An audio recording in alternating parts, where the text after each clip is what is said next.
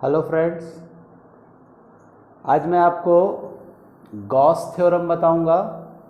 कल का जो वीडियो था, यदि आपको घन कोण के बारे में पता हो या थोड़ी सी बेसिक जानकारी मेरी अगर पता होगी आपको, तो आपको ये समझ में आएगा। कुछ लोगों का कहना था कि आवाज़ सराउंड हो रही है, तो मैंने प्रयास किया। चूँकि लॉकडाउन है, आप सभी जानते हैं, जिसके कारण मैंने दो पुराने ईयरफोन को लिया और उसको जॉइंट करके एक लेंथ वाला हेडफोन बनाने का कोशिश किया है और ट्राई कर रहा हूँ, ताकि आपको जो आवाज़ की, जो साउंड की इनकन्वीनियंस हो रही थी, जिसको मैं रिड्यूस कर सकूँ। तो चलते हैं हम गॉस के थ्योरम। लेकिन मैं फिर से एक बार बोलूँगा, मेरी वीडियो को अपने फ्रेंड्स तक पहुँचाइए, अपने दोस्तों तक पहुँचाइए और ज़्यादा से ज़्यादा शेयर करिए और मेरे चैनल को सब्सक्राइब करिए। आप जितने ज़्यादा से ज़्यादा व्यूअर्स रहेंगे, सब्सक्राइबर रहेंगे, वो ज़्यादा से ज़्यादा लाभ ले पाएंगे और मेरे नए नए वीडियो के अपडेट्स को ले सकेंगे। तो चलते हैं गॉस थ्योरम की तरफ।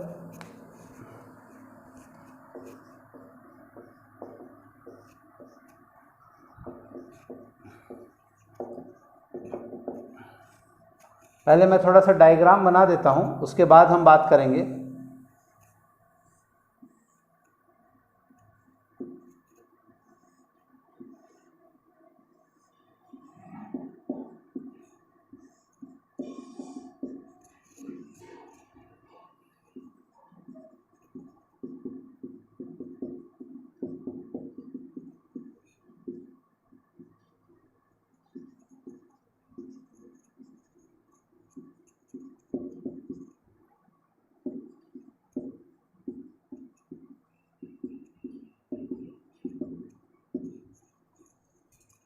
गॉस प्रमेय क्या कहता है? किसी विद्युत क्षेत्र के वायु या निर्वात में, किसी विद्युत क्षेत्र के वायु या निर्वात में गुजरने वाली बल रेखाओं की संख्या, किसी विद्युत क्षेत्र के वायु या निर्वात में किसी बंद पृष्ठ से गुजरने वाली बल रेखाओं की संख्या उस बंद पृष्ठ पर स्थित आवेश के 1/अफेक्शनल नॉट गुना होता है। किसके? आवेश के। फिर से हम बात करेंगे। इसका जो थ्योरम है, क्या कहा? किसी विद्युत क्षेत्र के वायु या निर्वात से बंद पृष्ठ से गुजरने वाली बल रेखाओं की संख्या उस बंद पृष्ठ के आवेश के 1/अफेक्शनल नॉट गुना होता है। इसे एक अफेक्शनल नॉट कहते हैं और इसे फाई ई से रिप्रेजेंट करते हैं। कुल मिला के हमने कहा phi E is equal to आवेश मतलब चार्ज को क्यू से रिप्रेजेंट करते हैं। ये हमारा थ्योरम है जिसको हमको प्रूव करना है। ठीक है, अब इसके लिए हमने चित्र वर्णन, डायग्राम के बारे में बताएंगे। क्या दिखाई पड़ रहा है? जैसा कि हमको एक बंद गॉस सतह S दिखाई पड़ रहा है। पॉइंट वाइज लिख लेंगे। बंद गॉस सतह S है जिसके अंदर धन Q आवेश है तथा इसके बिंदु O से R दूरी पर एक बिंदु P है जिस पर हमें विद्युत क्षेत्र की तीव्रता ज्ञात करनी है। ये हमारा छोटा सा चित्र वर्णन हो गया। अब हम चलेंगे व्यंजक की ओर चलते हैं। व्यंजक की ओर जब जाएंगे तो हम बात करेंगे सबसे पहले अल्पांश। ये अल्पांश का मतलब सूक्ष्मतम क्षेत्र, एक पूरे बड़े से एरिया का एक छोटा सा पार्ट ऑफ एरिया होता है, जिसे हम अल्पांश कहते हैं हिंदी में, स्मॉल पार्ट। व्यंजक हम बताएंगे अल्पांश ds से गुजरने वाले विद्युत बल रेखा या हम इसको क्या कह सकते हैं? विद्युत फ्लक्स। क्योंकि हमने कल पढ़ा था जो विद्युत फ्लक्स होता है बल रेखाओं की संख्या को ही कहते हैं, जो किसी विद्युत क्षेत्र के पृष्ठ के लंबवत गुजरती है, जिसे डी फाई। अल्पांश कहा, छोटे से भाग से कहा, इसलिए फाई ई ना बोल के डी फाई ई कहा। और हमने कल फॉर्मूला पढ़ा था क्या? D E D S cos theta. फिर हमने कहा बिंदु P पर विद्युत क्षेत्र की तीव्रता कहां से आया बिंदु P पर? अल्पांश के, अल्पांश पर स्थित बिंदु P पर विद्युत क्षेत्र की तीव्रता। विद्युत क्षेत्र की तीव्रता का formula 1/4 pi epsilon naught Q upon R square. अब आप देख पा रहे हैं, इसको इक्वेशन नंबर 1 और इसको इक्वेशन नंबर 2 दूंगा।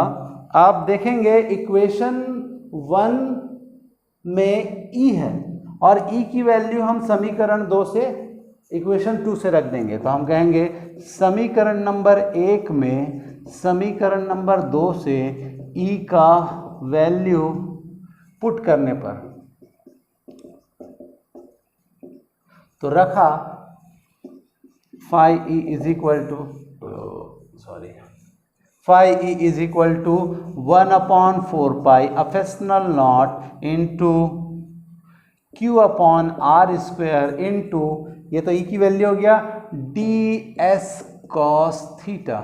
चूंकि हम घन कोण के बारे में जानते हैं, d omega is equal to ds cos theta upon R square, तो हमको यहाँ दिख रहा है ds cos theta upon R square. ये घन कोण का मान होता है phi E is equal to 1/4 pi epsilon naught Q तो रहेगा इंटू साथ में क्या होगा डी ओमेगा। दोस्तों अभी हमने केवल अल्पांश के बारे में बात किया, संपूर्ण बंद पृष्ठ से गुजरेंगे अब जो विद्युत फ्लक्स होगी। अब बताएंगे संपूर्ण बंद पृष्ठ पर विद्युत फ्लक्स फाई ई या डी फाई ई था, तो ये समाकलन, संपूर्ण बोलेंगे तो समाकलन का हो जाएगा। ये हो जाएगा, क्या हो जाएगा, 1/4 pi epsilon naught into Q d omega. तो जो कांस्टेंट है उसको निकाल लूँगा, 1/4 पाई एप्सिलॉन और डी ओमेगा। चूँकि d omega is equal to, हम जानते हैं ये घन कोण को प्रदर्शित करता है और इसका आंकिक मान 4 पाई होता है, जिसको मैंने कल डेराइव करके बताया था। अब ये जो मान होंगे इनको हम रख देंगे। कहाँ रखा? यहाँ पर रख दिया। तो हो जाएगा डी फाई है, तो ये हो जाएगा फाई ई, डी विलुप्त हो जाता है, जैसे डी एक्स का और समाकलन एक्स होता है तो वैसे डी हट जाता है, फाई ई आ जाता है। समाकलन आपने 11वीं में पढ़ा है। देखेंगे ये वैल्यू को पुट कर रहा हूँ, तो ये हो गया Q/4 पाई एप्सिलॉन नॉट इंटू, इसकी वैल्यू होगी 4 पाई, ये देख लीजिए यहाँ पर। तो ये 4 पाई से 4 पाई कैंसिल हुआ, तो फाइनल में क्या आया, phi E is equal to Q epsilon naught. आप देख सकते हैं क्या कि किसी विद्युत क्षेत्र के, ये देख लीजिए आ गया, किसी विद्युत क्षेत्र के वायु या निर्वात में किसी बंद पृष्ठ से गुजरने वाले बल रेखाओं की संख्या उस बंद पृष्ठ के अंदर उपस्थित आवेश के 1/एप्सिलॉन नॉट गुना होता है। ये होता है गॉस का प्रमेय।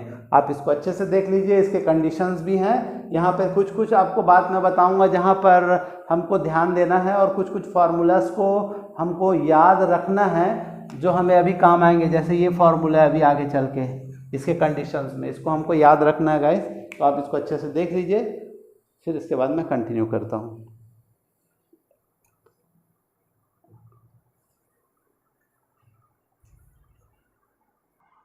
अब हम इसके स्पेशल कंडीशंस पर चलेंगे। विशेष स्थिति पर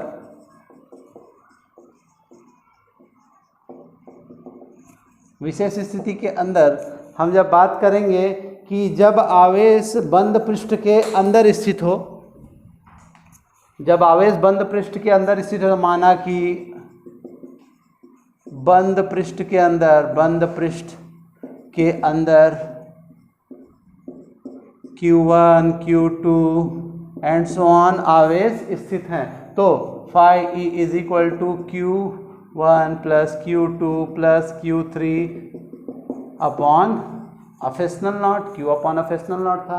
तो ये इसका क्या हो जाएगा, परिणामी। ये टोटल आप जानते हैं समेशन लगाते हैं जब हम मैथमेटिक्स में जब किसी को टोटल वैल्यू करते हैं, जैसे आप समांतर माध्य पढ़ते थे x1 plus x2 plus x3 plus x4 बराबर क्या हो जाता था, एंड सो ऑन xn तक रहता था, सिग्मा x लिखते थे। वैसे Q1 Q2 है तो हम क्या लिख देंगे, sigma Q upon epsilon not. ये हो गया जब आवेश पृष्ठ के अंदर स्थित है। नेक्स्ट, जब आवेश पृष्ठ के बाहर स्थित हो। मैं थोड़ा सा डायग्राम बनाऊंगा इसका। ये एक बंद गॉस सतह है,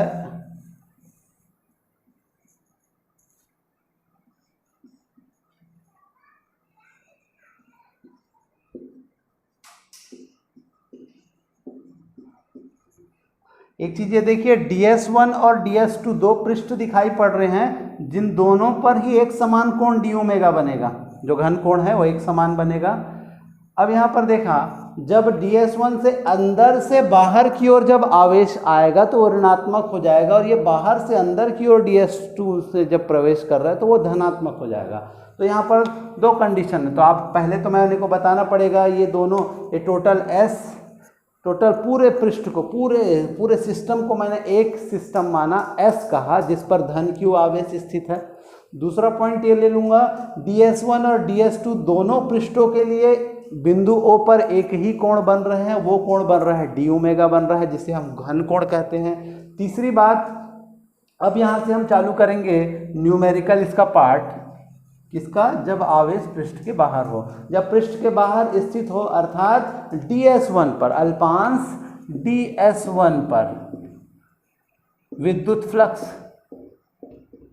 तो फाई E1 कह देता हूँ, is equal to Q upon 4 pi epsilon naught into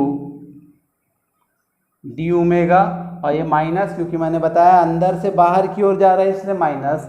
दूसरा, DS2 पर विद्युत फ्लक्स, तो हो जाएगा phi E2 is equal to, क्योंकि ये बाहर से अंदर की ओर जा रहा है इसलिए धन Q upon 4 pi अफेशनल D omega. अब हम थर्ड पॉइंट में समीकरण 1 और समीकरण नंबर 2 को जोड़ देते हैं। आप हम देख पा रहे हैं, जोड़ेंगे तो ये निगेटिव चार्ज है, ये पॉजिटिव चार्ज है, दोनों कैंसिल हो जाएगा, तो total phi E is equal to क्या हो जाएगा, 0। इससे पता चल गया कि किसी बंद पृष्ठ में जब कोई आवेश स्थित होता है तो वो 0 नहीं होता, किंतु जब किसी बंद पृष्ठ के बाहर कोई चार्ज होता है, किसी सिस्टम के आउटसाइड में जब कोई चार्ज होता है तो ऑलवेज क्या होता है, 0 होता है। तो ये थे गॉस थ्योरम, और गॉस थ्योरम के विशेष कंडीशंस थे। दोस्तों, इसमें गॉस थ्योरम के बहुत सारे एप्लीकेशंस है, बहुत सारे एप्लीकेशन जो अगर हम CG बोर्ड के ब्लूप्रिंट के आधार पर मैं आपको बताऊं तो ये चैप्टर हमारे लिए बहुत ज़्यादा इम्पॉर्टेंट है, जिसमें 5 नंबर के एक क्वेश्चन निश्चित ही आते हैं। तो ये आप गॉस के थ्योरम को अच्छे से तैयार करें, इसके बाद मैं आपको इसके एप्लीकेशन बताऊंगा। तब तक के लिए धन्यवाद।